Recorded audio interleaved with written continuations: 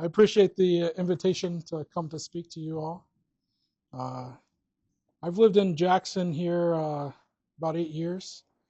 All of my kids go to Jackson schools. I have two that actually come here.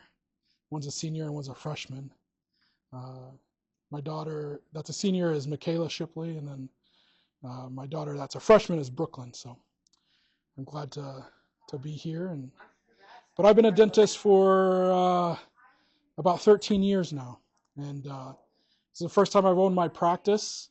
It's called Cure Dental, and I've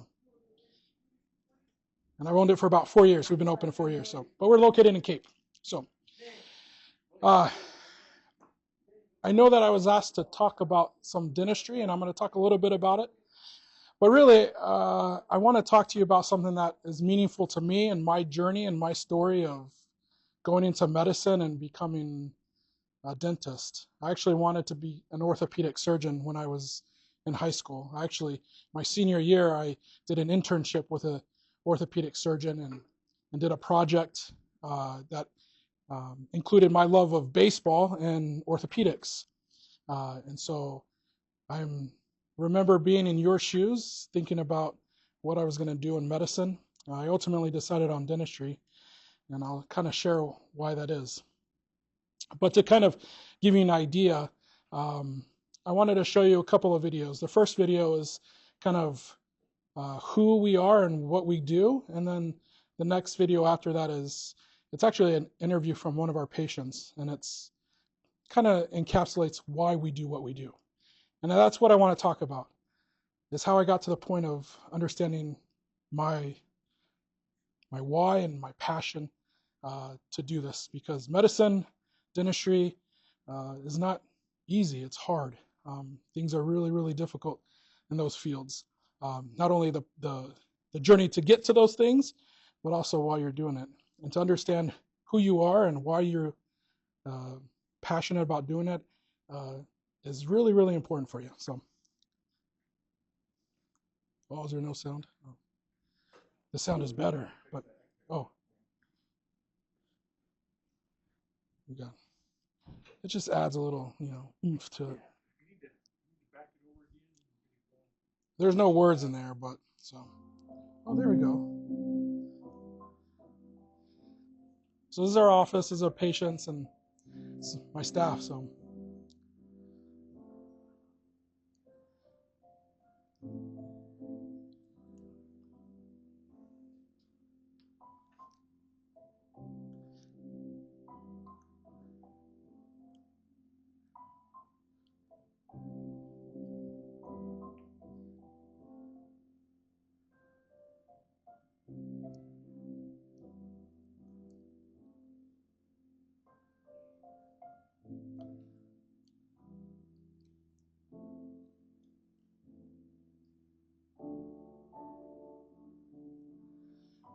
And this is why we do it, why we do what we do.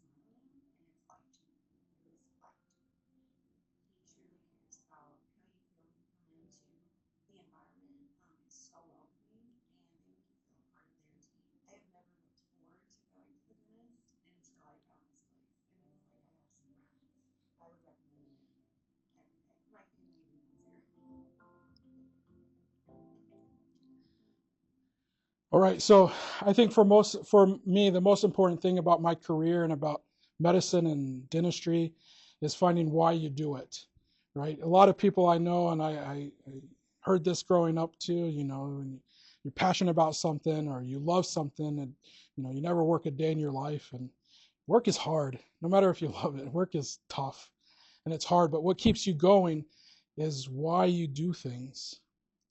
And what I didn't know, what I know now that I didn't know when I was your age, is that the time that you have and the experiences that you've had through your teenage years can really help shape the passion or the purpose, the why of why you do things.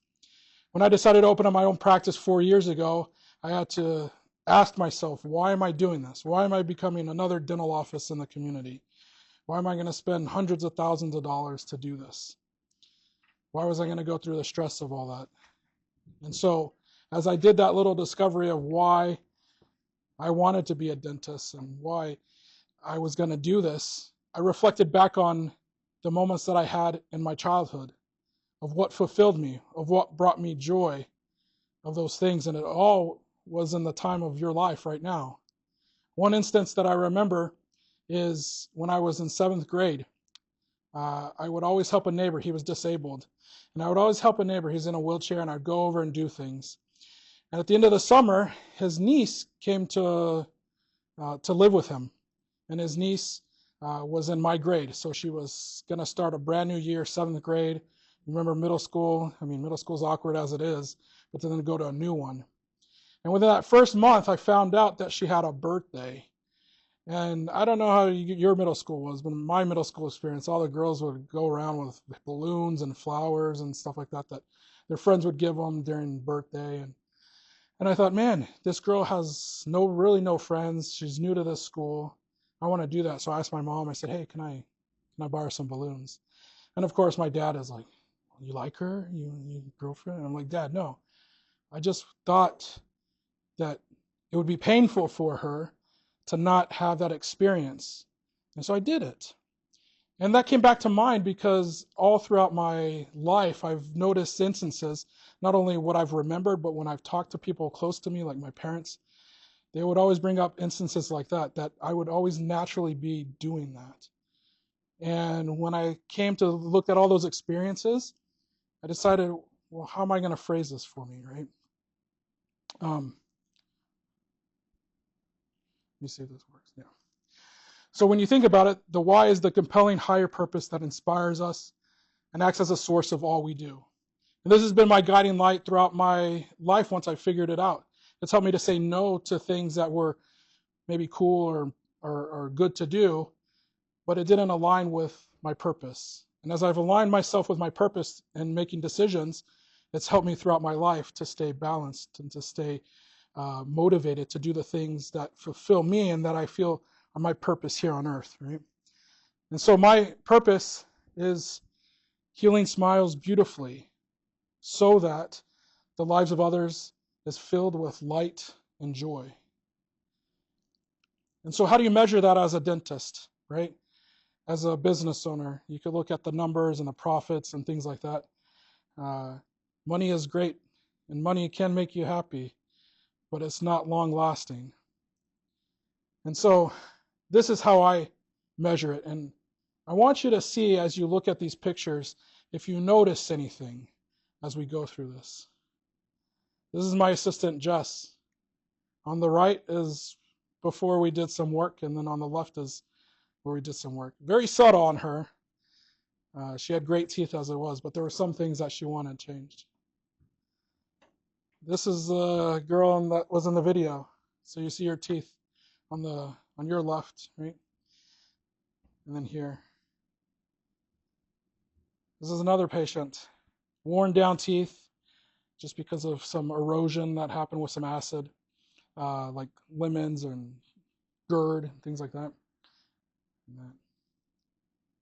I have a few more, but are you seeing anything? Is anything standing out to you when you look at these pictures? It's okay if there's no right answer. Anything stand out to you? Their smile is growing. Okay, good. Here's another one. You may or may not know her. I know her kids go to school.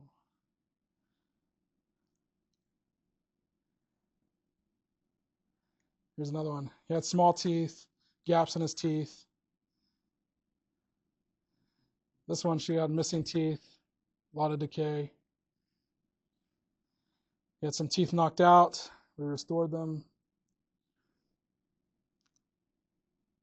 This one, she's actually a student in Oak Ridge. Had some braces, and then after the braces, she had all this, what we call demineralization on the teeth. We restored it. She had lots of decay. As you can tell, the dark decay. We restored it. Yeah, you drill it out. Yeah. Here's an ER doc. He's actually the wife of, or the husband of my hygienist. And he had chipping on these teeth in the front.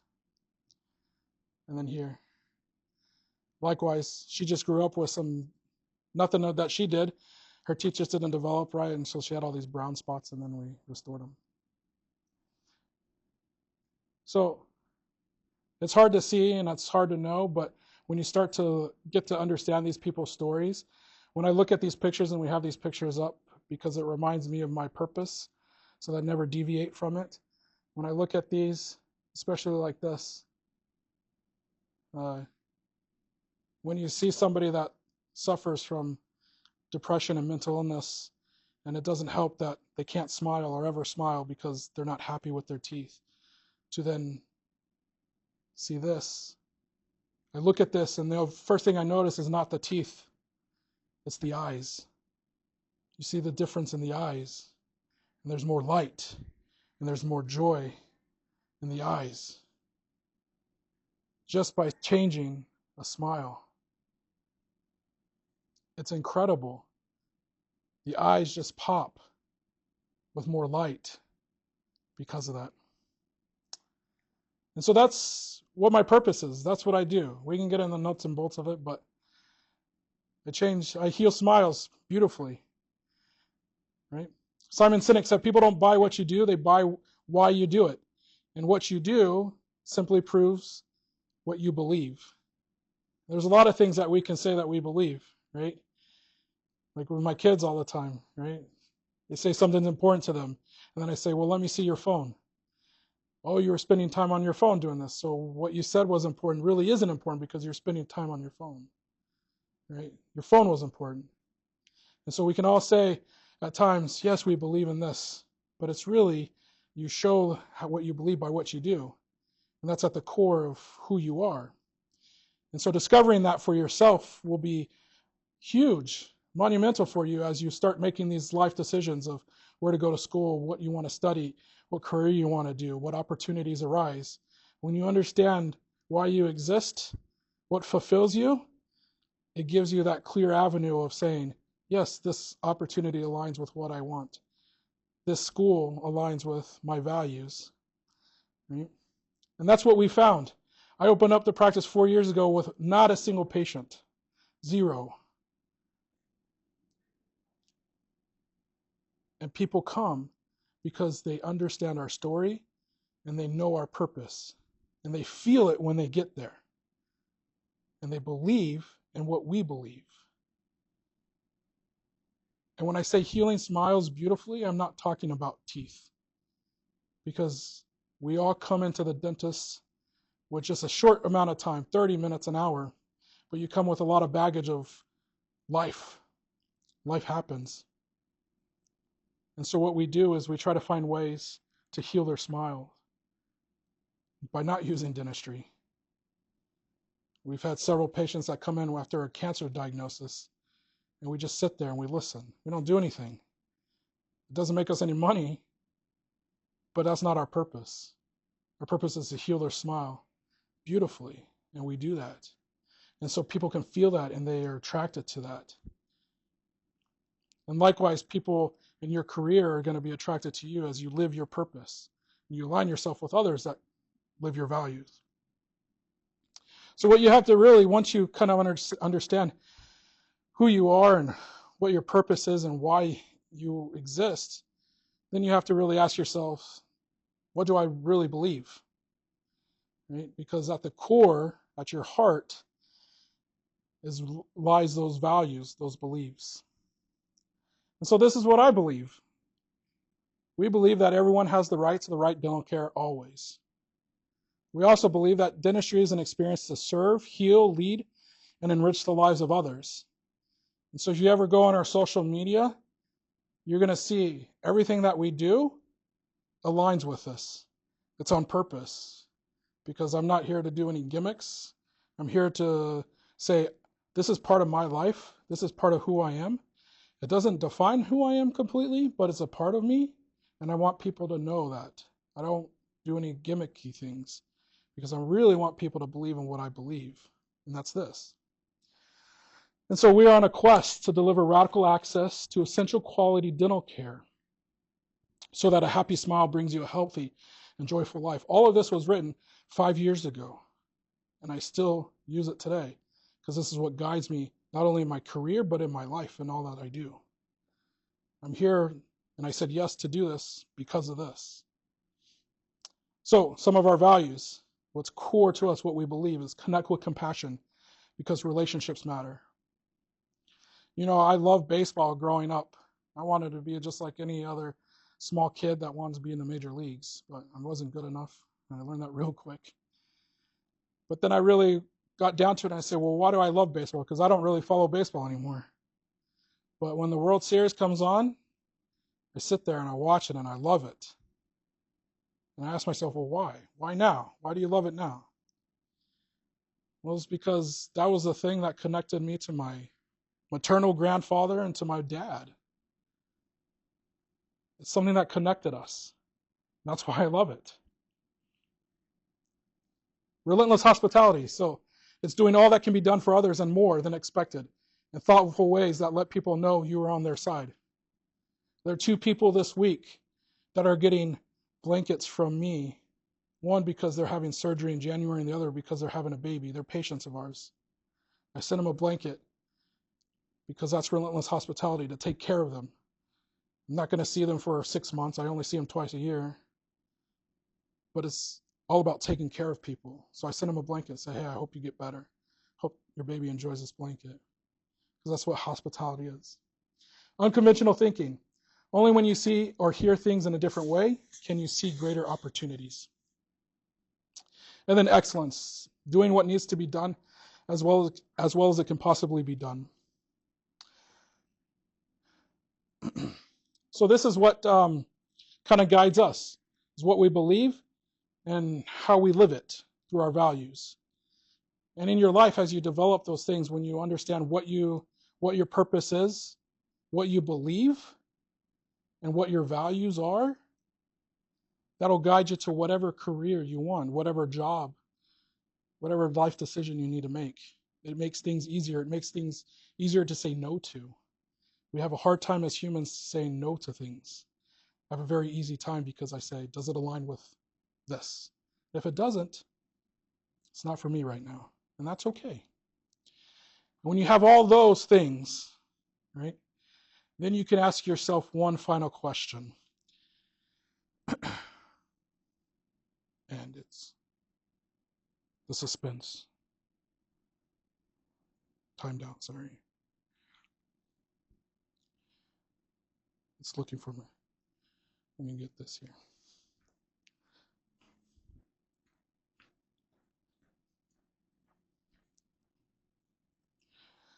What would I do if I knew I could not fail?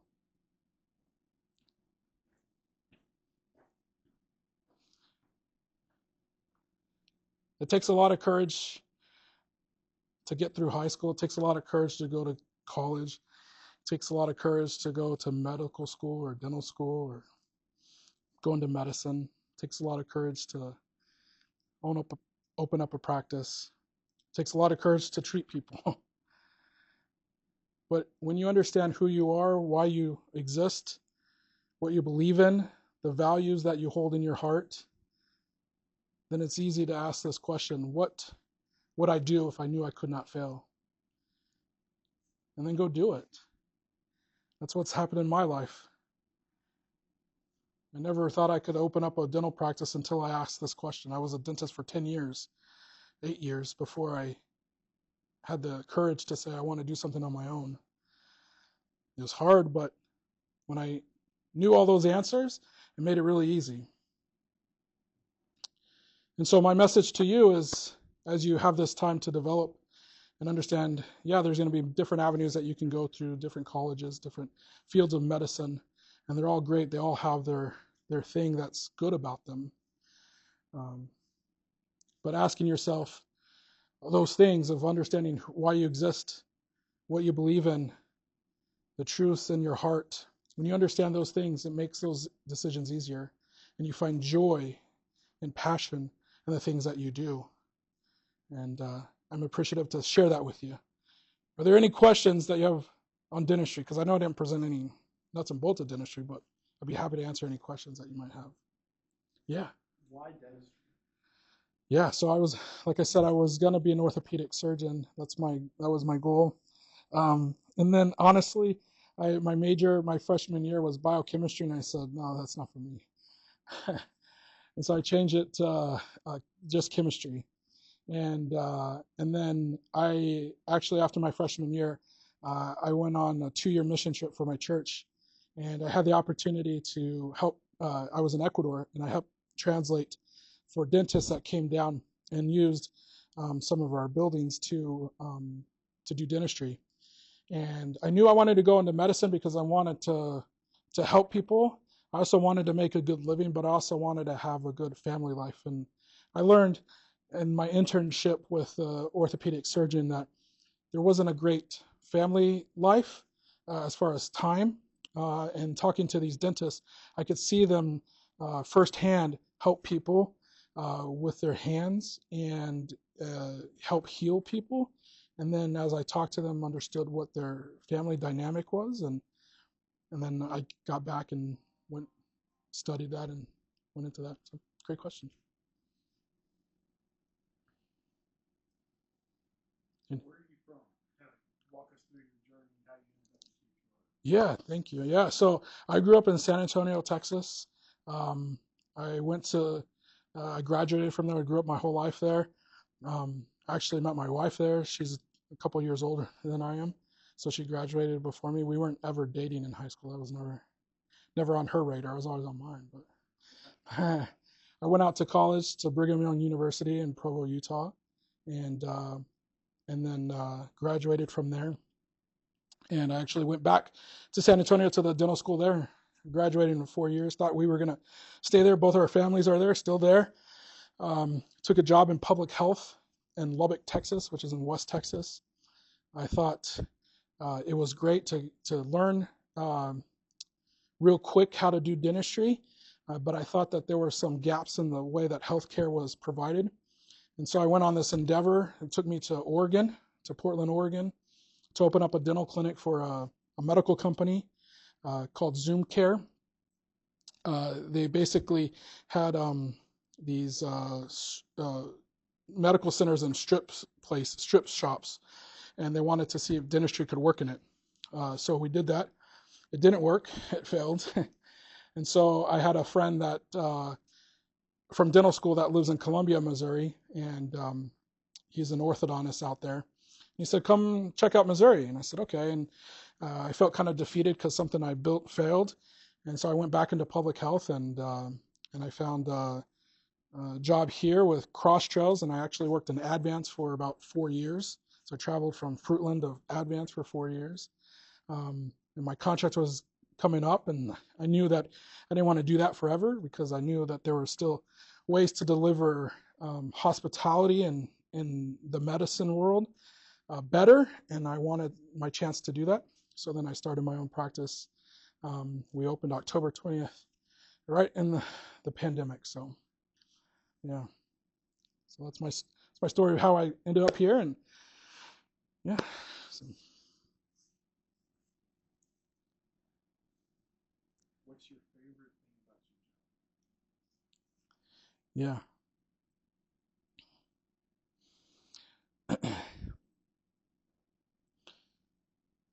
So I talk a lot about being able to treat people that come as patients. Um, but that wasn't my first motivation to build a dental practice. My first motivation to build a dental practice was um, to build it for to build a practice in which people would love to work there. And so I don't I don't subscribe to the message that the customer is always right. Um, I don't put my patients first. I put my employees first, because when they feel taken care of, then they can take care of others. And so my favorite part is being able to take care of others that I employ, not only to take care of them financially, but also to support them, because just like patients come with baggage, employees come with their lives, and to be able to support them and to help them has been the most meaningful part of this, and see them grow as people and as in their jobs. And then in turn, they've um, helped countless people. They've helped me help countless people because they felt taken care of. So, good question. Thank you.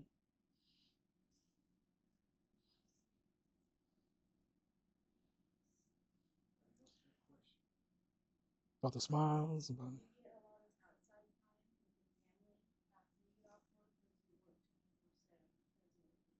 yeah, that's a great question. I don't work 24/7 because I'm a dentist. I work a lot because I own a business. But um, I've learned uh, to be able to manage that. So um, now it's gotten better. The first couple of years in a pandemic, you open up a business without any patients, it's very, very difficult. And so you're constantly working. Um, but I'm present when I'm present, right? Um, I know I had my phone here doing the thing, but I don't know what's happening at my office right now because I'm present with you. And so when I'm at home, I'm at home. What's that? So you're okay with that? Yeah, yeah, yeah, Okay. yeah. When I'm at home, I'm at home. Now, when everybody is still sleeping at 4:30 in the morning, that's my time, and I wake up and I work. But that's just because of who I am. But the dentistry part, no. I mean, once I'm done, yeah, we're good. So, good question. Are you the only dentist at your practice? I am, yeah, yeah. Uh, right now, yeah. I own the place, so I don't know if we're gonna add another one or not, but I am right now, so I do everything.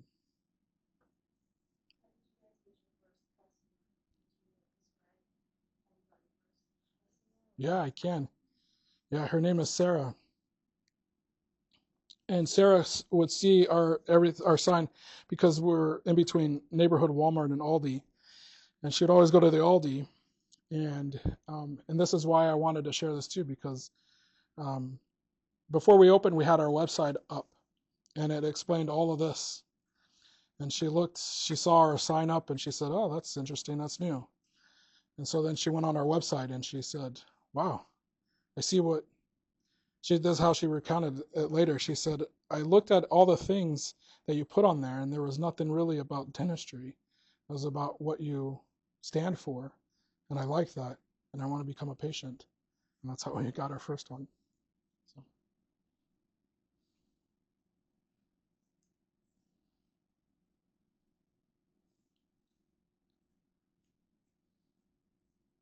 so I know it's difficult sometimes to come up with questions in the moment, but if there's ever any question that you ever have, my email address is always open to you. It's Dr. Shipley, so Dr. Shipley at cure.dental. There's no .com, it's just cure.dental. So if you have any questions, feel free. You ever want to come check out what we do, it's always open. If you want to, I don't know if you noticed, but I have a wall full of the pictures of my food that I create or that I photograph when I travel. We have a yearly wall photo of food. You can come check that out. It's pretty cool. But when you travel, Yes. so do you just plan parts of the year when the practice shuts down, I guess? Yeah. So, and that with taking care of employees, most of the times when you work, you get what's called PTO, paid time off, and that's part of the package. And sometimes it's not that great; it's small or whatever. But I give them that. I give them a week off at their just whatever they want to do, if they need to use sick pay or whatever. But I also strategically I take 4 weeks off a year, and I give it to them for free. I say, dude, don't even come into the practice. Don't do anything. Don't answer phone calls. spend some time to get rejuvenated. And you don't have to use any of your PTO. I'll pay you during that time. So that's how we do it. So we're coming up on our last one, which is Christmas. So it'll be fun. So we do it 4 times a year. So You already have the days set in place. These are the times that the office is closed for this week. yeah, I have it a year. And in fact, to go to your question about in your home and stuff, most people can get frustrated with our practice because they want their kids in when their kids are off. But I made it my rule when my kids, because I said 3 of them come to Jackson, when they're off, I'm off. I don't work. I'm with them. So my office is closed. So people that say, "Oh, my kid can come in there," I spend time with my kids. So they're not in school. I'm not working. So yeah, that's all planned out about a year in advance. So Now, when you said you worked in public health, was that in dentistry? yeah, it was in dentistry. Yeah, I was a public health dentist. Yeah, so working at a community health center. Is that what Cross Trails is? Yeah. So it's a federally qualified health center, meaning that they receive money from the federal government to treat the underserved population. So people that can't afford insurance or pay out of pocket for things. So And then it was mainly like a philosophical difference, I guess, to that you wanted to be able to operate a practice based on your own principles and your own ideas is why you stepped out of Cross Trails. yeah. I mean, those environments can be a little bit sterile and not so much as warm and welcoming. I wanted to create an experience in which people felt taken care of. I mean, don't get me wrong, they do great things and they do good things for people, but they do have some limitations on how they can help people. And so I wanted to try it out and say, are the things that I believe in, can they work for an underserved population? And so far, we're proving that they can, because most private practices don't take Medicaid. We do, and we thrive in it because of the experience that we create. So, Question on sure. that, maybe you stop me if I'm going too No, far. you're good. Does Medicaid create like does it create a lot of issues like as far as when you're trying to get paid for the patients that you see? Is that complicated taking Medicaid or is it pretty straightforward? It's pretty straightforward. I think what it comes to it is a mindset at times of entitlement. And so there are lots of things, a majority of things that are covered by Medicaid, but there are some things that aren't, and that's hard for people that would otherwise get those services free to say, I want to get that. Like you're saying, like a filling versus something completely cosmetic. Maybe. Yeah, or even if it's not a filling, like a crown. If you're over the age of 21, Medicaid doesn't cover a crown. But not in the cosmetic world, but because you don't have enough too structured a bond of filling to, and it needs a crown, then you say that it needs a crown. And then if they don't cover that, then it's hard to pay for that. So yeah, good question.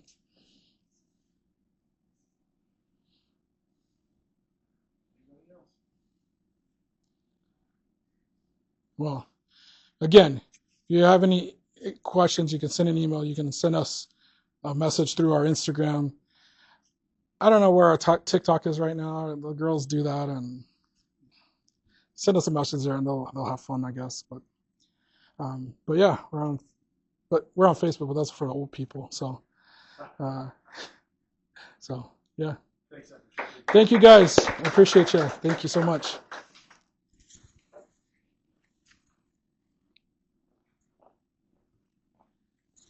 Yeah, thanks.